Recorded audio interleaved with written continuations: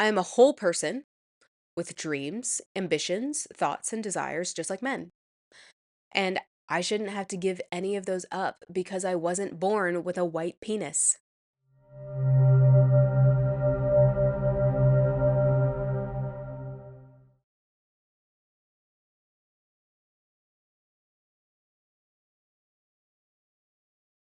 Hi, I'm Megan Myth, and I talk about a range of topics, mostly social and or political commentary. Curiosity and critical thinking are good for everything. Asking why is a good thing. So, you may notice the location change. I actually just moved, so forgive any delays in videos getting released. But right now, we're picking right back up where we left off in my last video in this series. We're on page 3, and we're about to go over some unifying ideas of the conservative movement. 1. Restore the family as the centerpiece of American life and protect our children. Having the family as the centerpiece of American life is an illusion that benefited only white men. If we use the 1950s as an example of this romanticized vision of family, then we need to know exactly what the 50s were like. The 1950s was an incredibly whitewashed decade, and it was a time when white women were expected to stay home and take care of the household and the children. It was a time when women were pressured to aspire to marriage and homemaking as the highest calling in life. They were shunned by society if they were pregnant and unwed, considered selfish if they worked outside the home and didn't need to, were expected to give their husbands sex and deference without any concern for themselves, didn't have contraceptives. I like to refer to them as hormone regulators because they do way more for women than just act as contraceptives. They couldn't have a credit card, couldn't own property, couldn't divorce their husbands in a no fault divorce, and as a general rule, were not considered equal to men, and even more important, were not considered equally as deserving as men. There's nothing wrong with staying at home and being a homemaker if that's what you want. But the 1950s was a suffocating time for women. Societal expectations and pressure were forcing otherwise dynamic, intelligent, ambitious women into a very narrow view of what they were allowed to be. All of this caused higher suicide rates among women. Domestic violence rates were higher because women were stuck in marriages to violent men, and doctor prescribed uppers, aka speed, were common as a way for women to keep up with this unrealistic image society was projecting on them. And funnily enough, I didn't write this in the script. I just made this connection right now that you could replace women in this situation with men, and it would still apply today because of toxic masculinity. Toxic masculinity is forcing otherwise dynamic, intelligent, ambitious men into very narrow view of what they're allowed to be. The bottom line is it's an unrealistic image of men that society is projecting on them. Funnily enough, by other men. Anyway, to me, this sounds like an absolute nightmare. I am a whole person with dreams, ambitions, thoughts, and desires just like men. And I shouldn't have to give any of those up because I wasn't born with a white penis. A white penis is not a prerequisite for a good life. And I haven't even touched on the protect our children portion of this line. Protect them from what? Having to think? That's what happens when you take away things like libraries. Censorship is the road to an uneducated population. And an uneducated population is easy to control because they don't know the right questions to ask, or even to ask questions at all.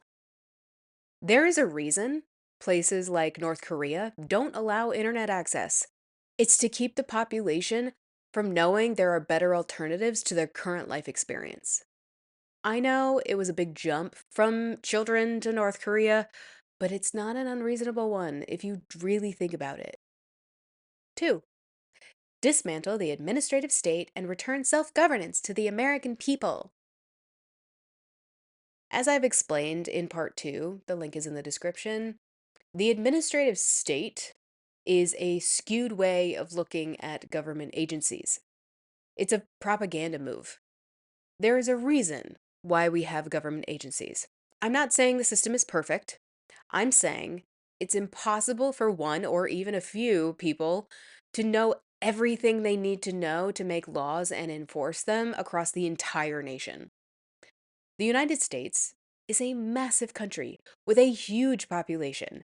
And with that many people to govern, government agencies are needed to keep things running as smoothly as they can be. We also need to acknowledge the funding aspect of this. If the federal government agencies are to be dismantled, how are the states going to pick up the slack? Most states are funded, in part, by the federal government. Most of the time, blue states essentially end up funding red states because red states don't have enough money to keep themselves running properly, while blue states, with their higher taxes, end up providing welfare for red states. That's what happens when you keep cutting taxes. No government can function without enough funding. Personally, I don't mind paying taxes to benefit the society I live in. Even if I don't use every single service the government offers, I'm okay with that. You can think of taxes like a membership fee, if you like. It's a membership to benefit from the things this country provides. And if you're not paying taxes, you're mooching off this country. And if you want to think about it this way, a welfare queen. Looking at you, corporations who never pay taxes in this country. And it's unreasonable and selfish to expect tax dollars to be tailored toward what each individual person values. You can't argue with Netflix about which movies they provide to members. The only difference with taxes is that you can vote for the person who decides how to allocate your tax dollars. 3. Defend our nation's sovereignty, borders, and bounty against global threats. This is standard for every country, and the US is not special for valuing this. The thing that makes our military so powerful is not the weapons, it's the logistics. I want to talk about borders for a moment. Conservative talking points would have you believe illegal immigrants are coming by the millions over our borders by force, and supposedly they are taking jobs from Americans. And none of that is true. Most illegal immigrants are immigrants that have overstayed their visa, not asylum seekers. And as for jobs, there are lots of businesses that rely on immigrant workers to survive. For a time, I worked in an immigration law office, and H-2B visas are extremely common. Those are seasonal working visas, which are given to legal immigrants, but for a season because there are not enough Americans who will do the job, or in this case, any American who will do the job. It's not that immigrants are taking jobs from Americans, they are doing the jobs that Americans refuse to do. 4. Secure our God given individual rights to live freely, what our Constitution calls the blessings of liberty. The idea of God given individual rights is hugely flawed. This country is based on the Constitution, not the Bible. It's the Constitution that gives us rights. By saying you have God given rights, you put yourself above the Constitution because you answer to a higher authority. That's not how this country works. If you commit a crime because God told you to, you will be punished under US law. God won't save you from that. This is what Christian nationalism looks like. When you claim God gives you rights, you disregard things like the Constitution in favor of freedom and liberty. Who needs a constitution when you have a direct line to God? That's what monarchies, the Pope, and the Crusades used to claim and keep their power and kill with abandon. It just so happens that the Christian nationalist version of freedom and liberty involved taking both of those away from, well, everyone. Because under Christian nationalism, no one is allowed to be anything but a Christian nationalist. If you're not a patriot. And that makes you a traitor. Guess what the penalty for treason is? Death. How convenient would it be for Christian nationalists if we lived in a theocracy and the death penalty for anything unchristian or unpatriotic was no longer illegal? I got off on a tangent there, but I hope you can see where I'm going with this line of thinking. The moment you bring God into government, everyone loses their rights to be anything other than what God would want.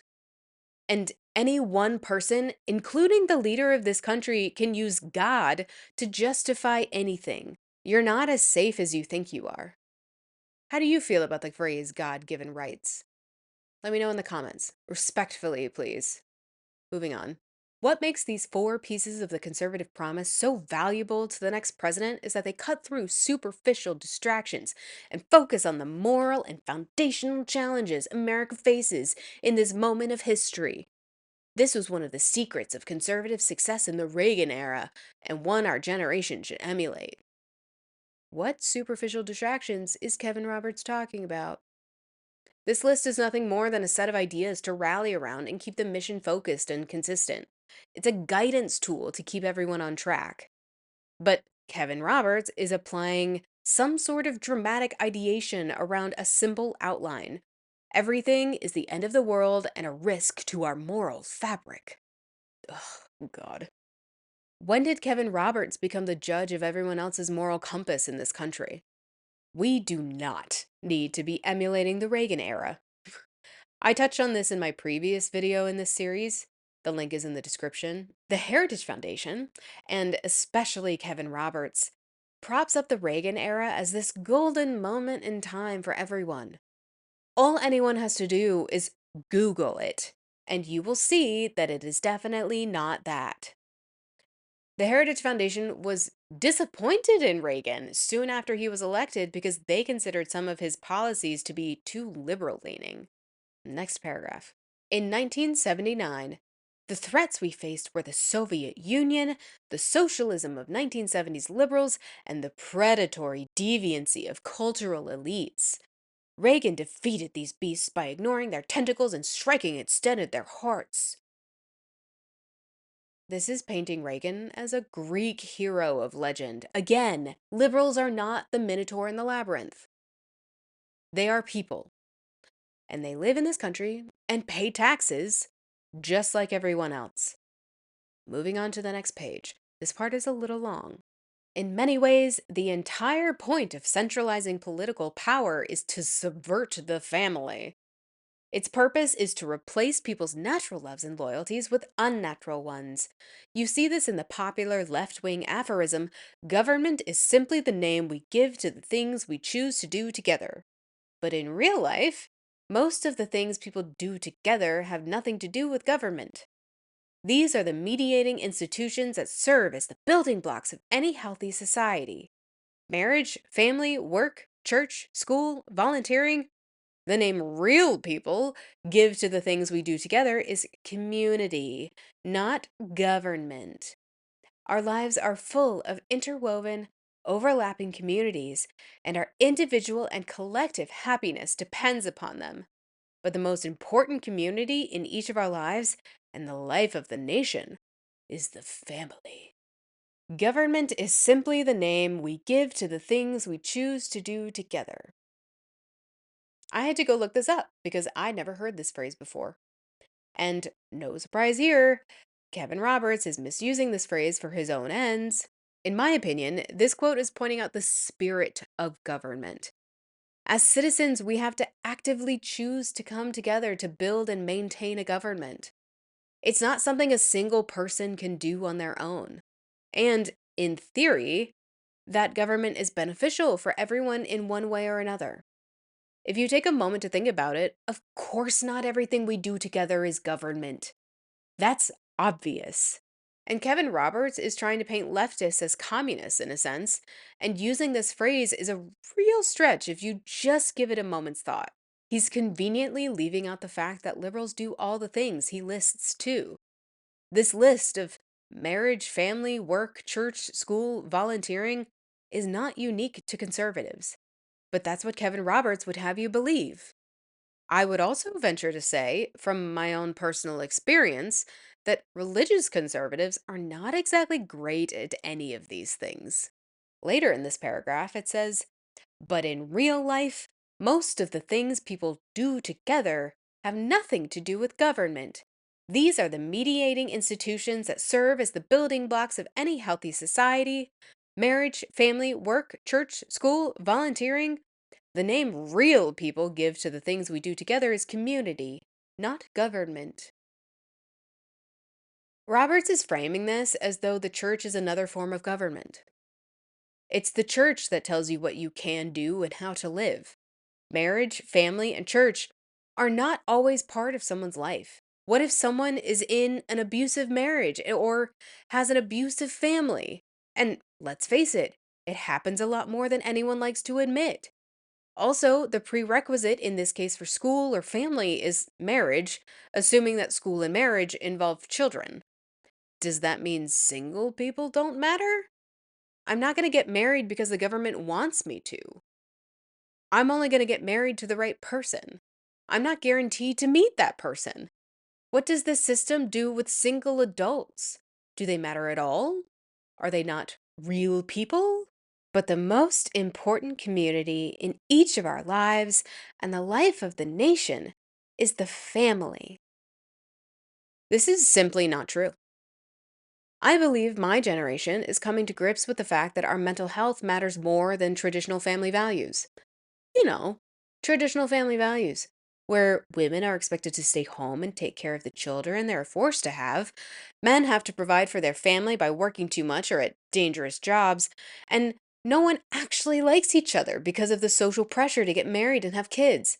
Couples did, and sometimes still do, all of that, despite the fact that neither of them wanted to do any of it in the first place. Also, this harkens back to a time when marital rape was not illegal and women's lives were incredibly limited. So, I would say that the family is not imperative for a nation to be working well. I think all that's required is that the citizens want it to work well and work together to make it happen. This is what that quote means. Government is something we have to choose to do together. On to the next paragraph. Today, the American family is in crisis. 40% of all children are born to unmarried mothers, including more than 70% of black children. Why does Kevin Roberts feel the need to specifically point out black children here? Someone's skin tone does not change this statistic, and it feels weird to me that black children are called out specifically here. And also, for the record, being married does not automatically qualify someone as being a good parent. It just means they're married, nothing more. There are unmarried parents that are great parents, and there are married parents that are terrible at parenting. Fatherlessness is one of the principal sources of American poverty, crime, mental illness, teen suicide, substance abuse, rejection of the church, and high school dropouts.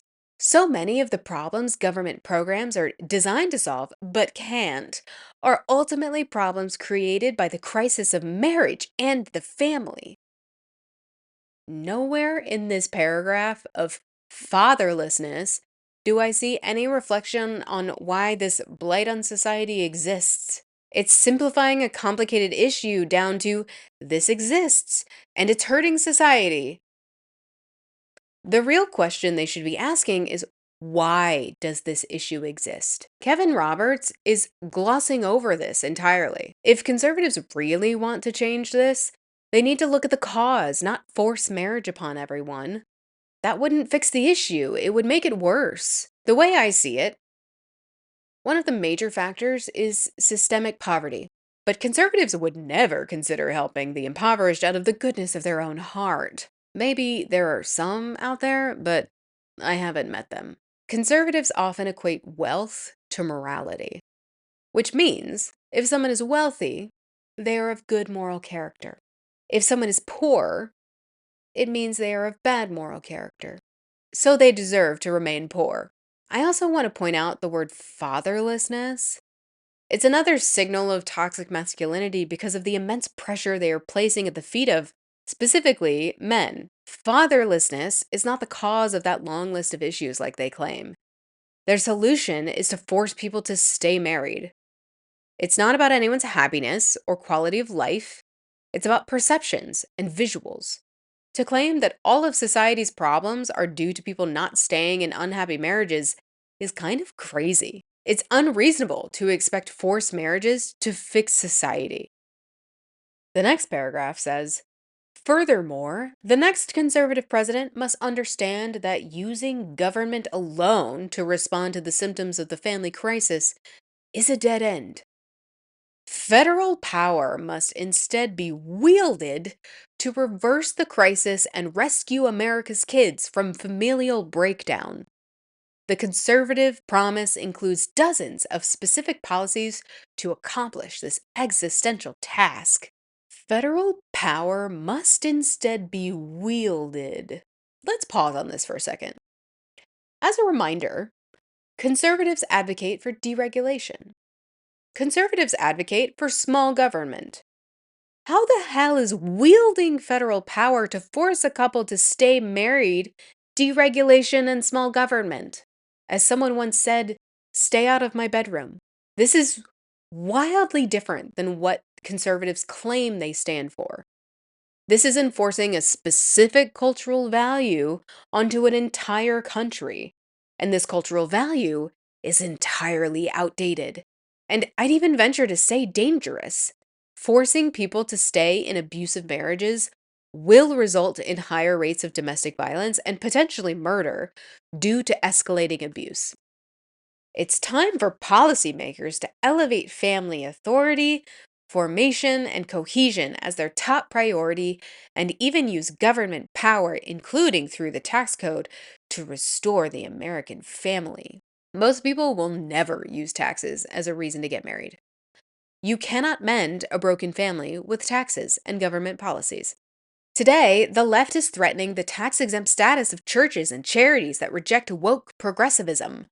They will soon turn to Christian schools and clubs with the same totalitarian intent.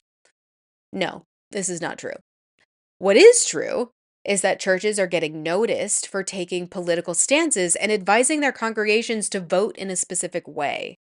The reason religious tax exemptions exist is because, in theory, churches would use the money they didn't pay in taxes to support their local communities. I've been a part of a number of churches in my life, and all of the times they helped a community, whether that was their own community or a poor community farther away, it always had a tinge of virtue signaling. These projects and mission trips aren't for the community. It's about performing, so others will see how holy and faithful these church members are.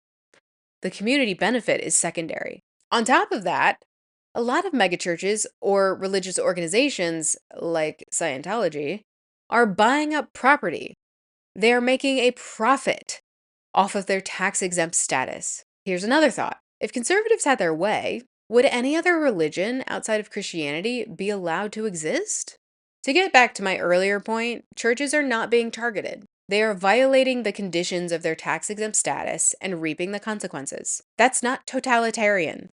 That's keeping churches honest, which is something they should be doing on their own, according to their own religious beliefs and, the Ten Commandments. The next conservative president must make the institutions of American civil society hard targets for the woke culture warriors. This starts with deleting the terms sexual orientation and gender identity, diversity, equity, and inclusion, gender equality, gender equity, gender awareness, gender sensitive, abortion, reproductive health, reproductive rights, and any other term used to deprive Americans of their First Amendment rights out of every federal rule, agency regulation, contract, grant, regulation, and piece of legislation that exists. Yeah, that sounds like a really good use of the government's time and money. And let's not forget to call it what it is. This is a distinct plan for revisionist history. If they erase all of these terms from the government, it gives them a clean slate for future generations.